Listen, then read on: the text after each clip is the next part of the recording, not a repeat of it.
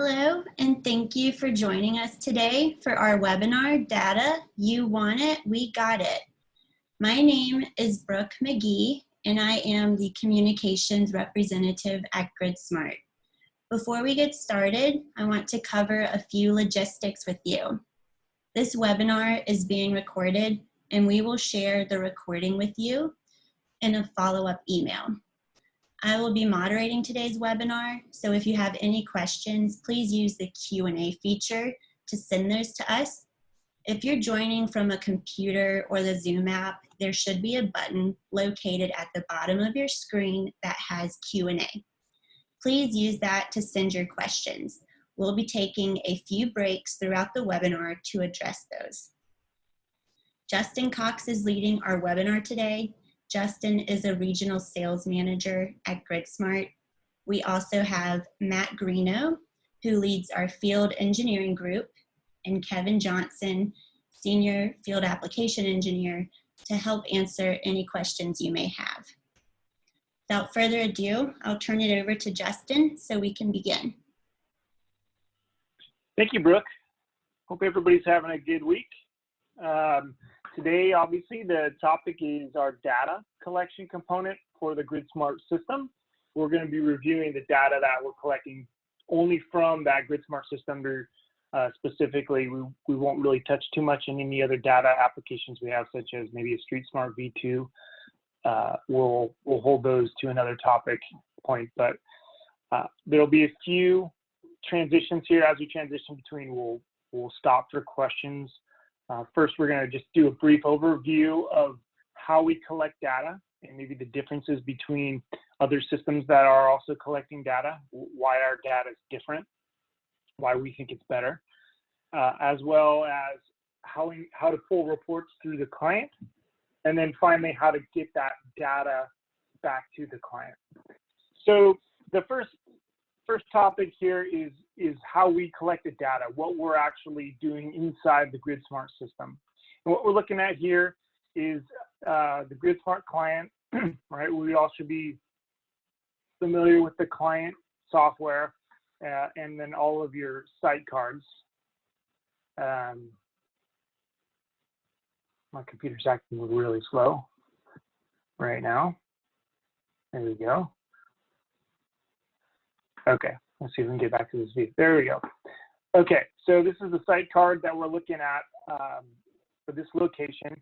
And what our system is doing is tracking individual vehicles. So as you see these individual vehicles in each approach, our system is tracking them from the horizon that they entered throughout the entire field of view until they exit the horizon or go behind a road mask. Road masks are something we covered in a previous web session on configuration. You could probably go on YouTube and find that if you want to review that. But we're tracking these objects throughout the entire field of view. And these individually tracked objects are counted when we move through a detection zone in the correct direction. So we're not counting vehicles that pull off in driveways before they hit zones. They've actually got to go in the zone before they're actually counted. And the way that we're counting is different from maybe a system detector count that we're used to.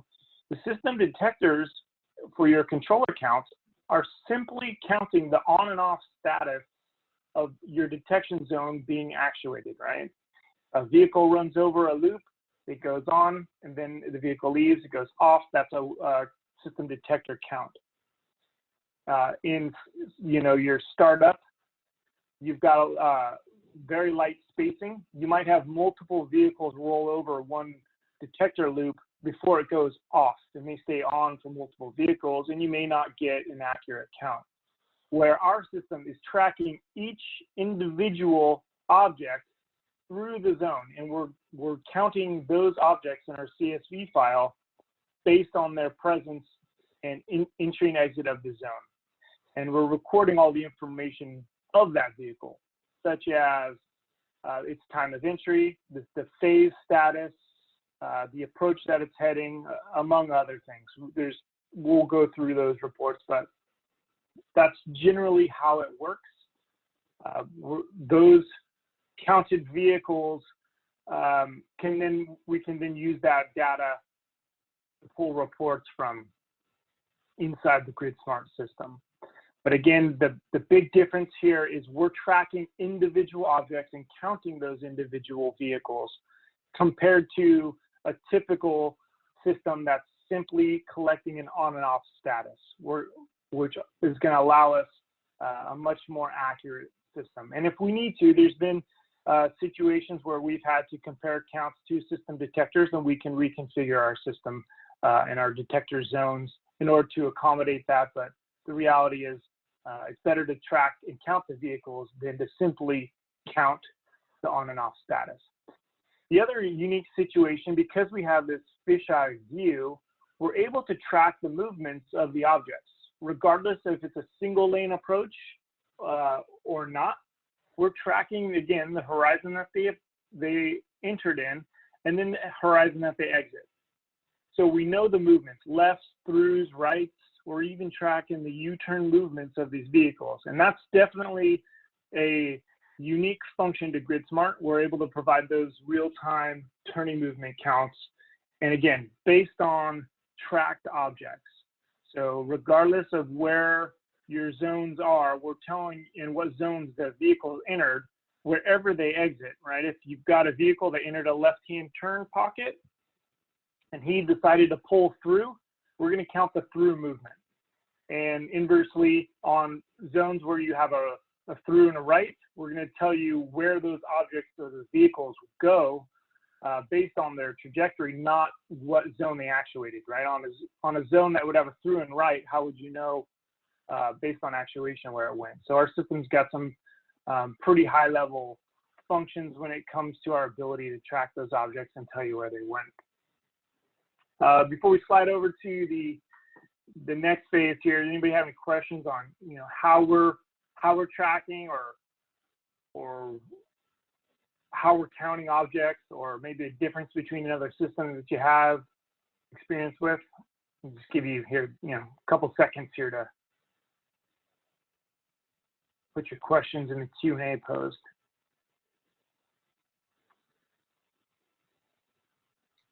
Justin, I'm not seeing any questions, so we can go ahead and move on to the next section. Okay. Perfect. All right. So in our reports section, this is where you would actually pull your pre-made reports from the GRIDSMART client. Oh, it looks like we do have a question. Yeah.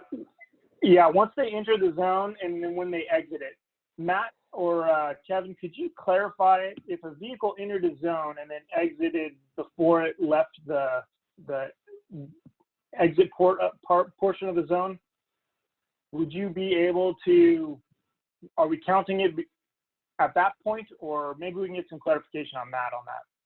When that count actually happens.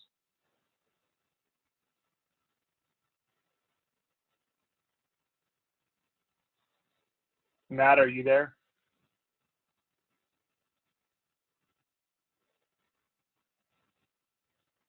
No. Yeah, so I just answered it in the Q&A, but yeah, so right. the vehicles are actually counted as they exit the intersection because we're looking at trajectory of the object. So we have to completely track the object out of the intersection, and then we record the turning movement type.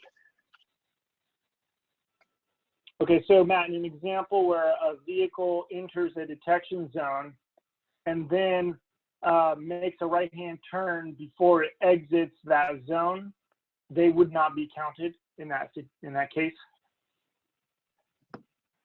You're talking about if they enter the zone and we track them in the zone, when they exit the zone and exit the intersection, that's when they would be counted. Okay. I guess what I was asking is if they were to turn into a driveway before they entered the intersection, yet they were in the zone for some period. That's the only gray area I'm aware of. They should be counted. They should be counted as a right turn. Yes. Okay. Perfect. Okay, let's jump back over to the reports inside the client.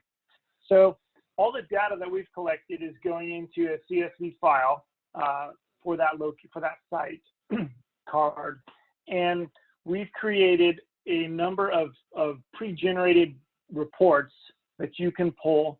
This is not inclusive of all of the data that we've collected. Obviously, there's things that you can do with some of these raw data that would go above and beyond what we're showing here. These are just reports that we have available for you to pull.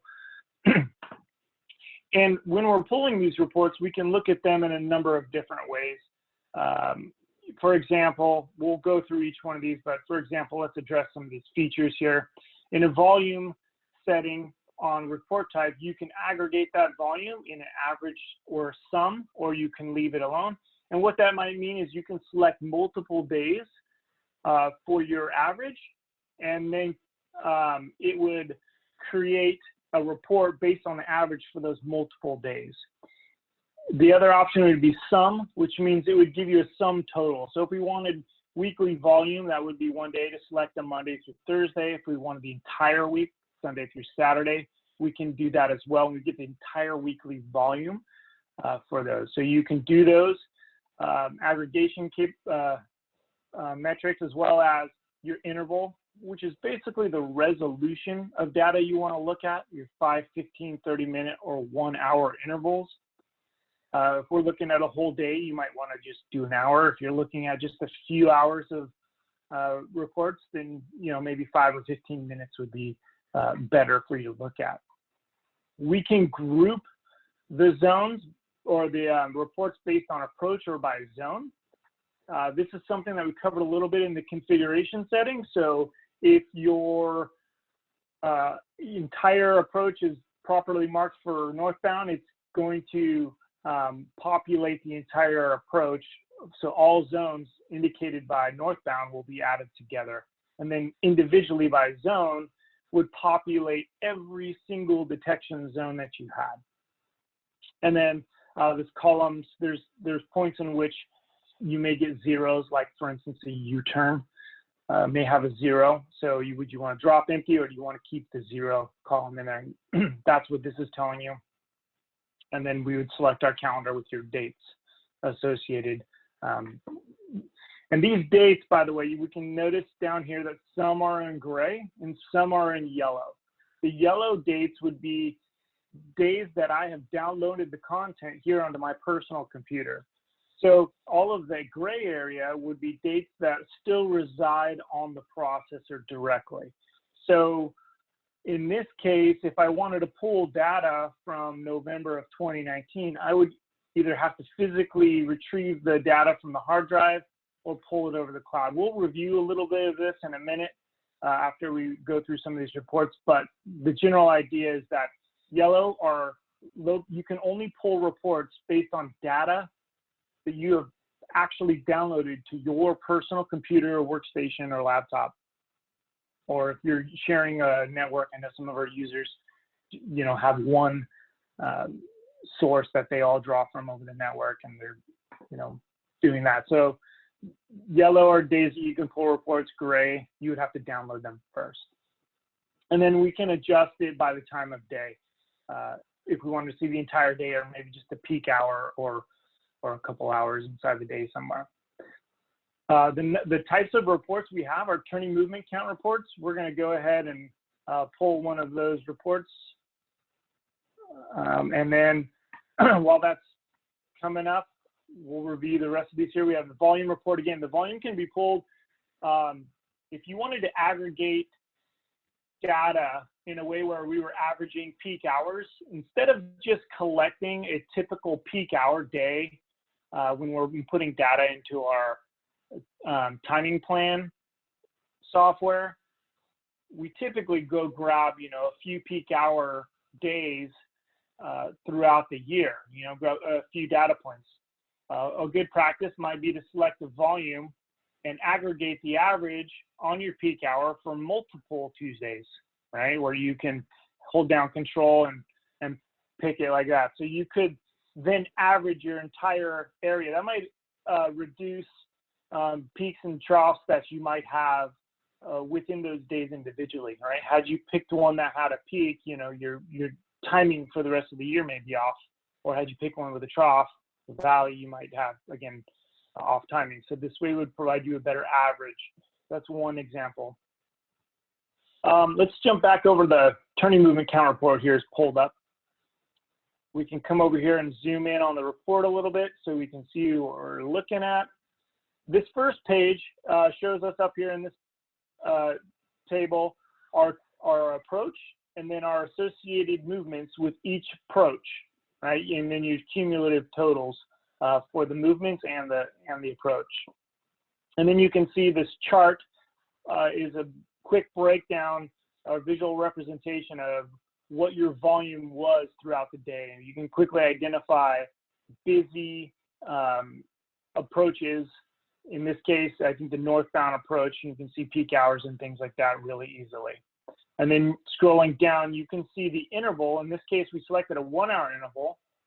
You could have selected a 5, 15 minute, or 30 hour interval. In this case, it's an interval breakdown of your northbound, throughs, lefts, U-turns, and rights for each approach. And then the second page, we go up here to the top, there's arrow, we go to the second page of the turning movement count report, and we populate for you AM peak, midday peak, your PM peak, what the overall peak hour was, and your total selected day, which was, in this case, the entire 24-hour period. So these reports are populated for you. And we can then, you know, extrapolate more information. If we wanted to look at some performance information, we can actually take this peak hour of 5 to 6 p.m. on Tuesday and go down and look at a different type of report and understand what the performance was of that. So this would be a pretty valuable piece of information here as we're trying to understand our peak hours. Maybe before I jump into some of these other reports, using this example, we can go to a percent arrival on green report. We can do a 5-minute interval, and maybe we just want to select the hour before our peak and the hour after our peak. Generate the report. Oops, I have too many days selected there.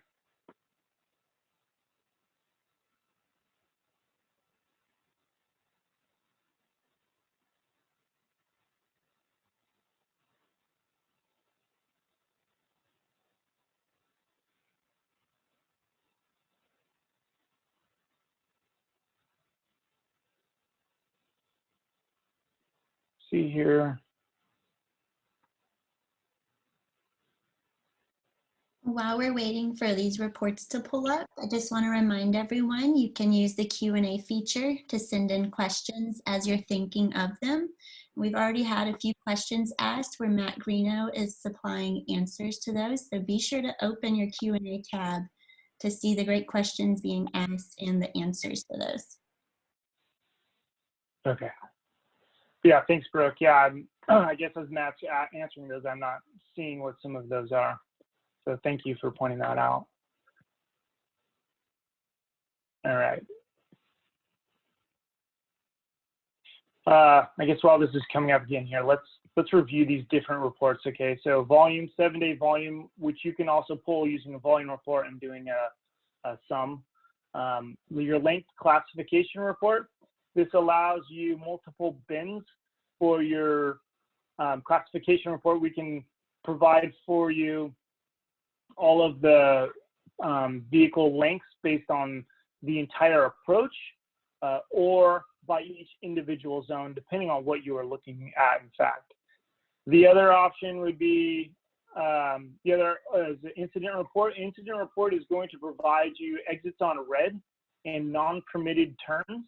So we can see what kind of violations we might be having. Maybe we're not enforcing anything, but you can provide this information to enforcement, or maybe you need to make adjustments in the timing based on exits in red or non-permitted turns. We have red and green occupancy, percent arrivals on red and green. These are some of your signal performance measures that we're providing, as well as speed. The speed report, in this case, provides your, let's see if we can Well, let's back up. Let's go back to one of these percent arrivals in green and pull one of these guys up. So we're looking at that peak hour again from 6 to 7. We're going to go ahead and do a little bit of an overlap, generate that report. I do not know why that is not generating.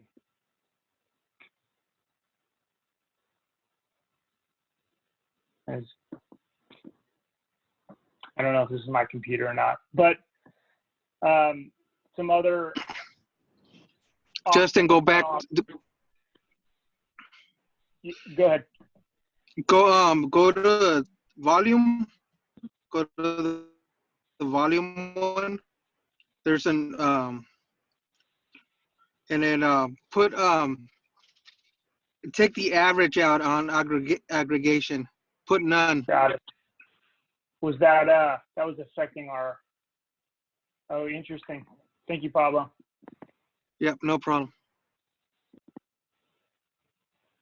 So what we just did here was on the volume report, if your aggregation is set for average or sum, and you scroll down to one of the other reports, those aggregated average or sum could affect your ability to pull one of the reports. That's what Pablo just pointed out. So previously, we pulled up that turning movement count report, and we were able to see our peak hours. Well, we can then pull up a percent arrival on green report and then show our performance. You know, how well is this signal operating on some of these phases in this situation. And in this case, if we scroll down a little bit more, we can see more of the detail here on one of these phases, phase 2, for example. The total gray column represents the total volume in that 5-minute interval. Again, you can go to the interval and adjust your interval setting for 5, 15, 30 minutes, or 1 hour, depending on what resolution of data you want to see. And then the green, which also corresponds to the number up here, represents the volume that arrived while the green phase was indicated. So as that vehicle approached the zone and it was in the green status phase, these are the number of vehicles that arrived, and this would be the percentage of those vehicles that arrived in that green phase status. So obviously, the higher the number of vehicle percentage that has arrived on the green phase, the more efficient your intersection is operating. In this example, we pulled a turning movement count report, and then we looked at the peak hour. So practically speaking, you can check efficiency of your intersection simply by pulling that report and then finding your peak hours and then coming over here and looking at your phase 2 and seeing how well we're performed. Perhaps we made some timing plan changes and implemented them. We can go back and pull previous dates prior to that change and to see how our performance was on those peak hours. And then we can go and look at the data after we've implemented a change and make a comparison. Did we actually improve our performance on the percent arrivals on green, which is our efficiency of the intersection? Or did we go backwards? If we made an improvement, then we're looking good, or maybe we had a corridor of changes and you're able to identify a bottleneck or something like that. So this would be a tool between using your turning movement count report and identifying your peak hours, and then using your percent arrivals in green. It could give you a quick indicator on the status of performance on that particular intersection. So we're getting close to time here, but I just wanted to introduce a few ideas here on this data, what we're able to pull. We can definitely spend more time on it tomorrow on our follow-up section. We can go through each and every one of these if you so desired. But in this case, we just wanted to pull a couple and give you an idea of what we have available in the client. So the last thing I wanted to cover here, were there any questions before we move to the next little segment, or have we been able to answer them all? Hey, Justin, looks like we've been able to answer all of those, but if anyone has other questions they'd like answered, please be sure to send those in. We'll make sure to get to all of them. Okay, great. Thanks, Brooke. Hey, Justin, this is Randall. Hey, Randall. I'm an FA with GRIDSMART, to everyone that doesn't know. I just wanted to make a note on the no data to display issue that Justin saw. That is a known issue that was identified fairly recently. It is something that came out of a few service or support tickets that we had, and we have it documented on our support portal under the known issues section. I just wanted to point that out and just make sure. So it has to do with the aggregation. If you're running any reports that are averaged or summed, and you move off of the volume or turning movements, it's going to give you that error. And to fix it, just set it to none and then rerun your report. We are working on a resolution, but at current, the workaround is to set the aggregation to none. Excellent. Hey, thank you. Thank you so much for clarifying. That was definitely not something I've actually experienced before. I typically, don't use the average or aggregation components, but appreciate that. So the next thing I want to cover here before we wrap up is how do we get this data to our machine? So the easiest, most simplest way would be to connect your laptop directly to the processor's laptop port, and it'll automatically download it onto your client software, and it'll populate that data, whatever's on the hard drive. Our hard drives in the field are rated to collect at least 12 months of data. In some cases, we're seeing several years worth of data, depending on, the version of, or the serial number of the processor. But our specification is a minimum of 12 months of data that's stored on your hard drive. So we definitely want to treat it like a crop. We want to harvest that once a year, whether we go out there physically with our laptop and collect it, or we pull it back over our network. In this case, we would download it from our network. I'm not connected to the site over that city's network, so I can't pull it. What we're seeing here is another option, which is our cloud component. If we go back to the client, the site homepage, we'll be able to see a cloud login component here. This area on the top left with the little cloud, we want to make sure that we are signed on with your user account. And you want to sync that. So that way all of your sites on your GRIDSMART client match what's in the cloud. And if one of those sites has data on it, and that data has been pushed to the cloud through the cell modem, or maybe an open port that's going outbound that has been allowed, then you can push that data or pull that data from the cloud, regardless of its communication. So if you have a site that's not connected to your network, but you have the cellular modem working, it'll push data to the cloud automatically, and then you can go retrieve that data by going to the site, hitting download, and going back and seeing what dates are available.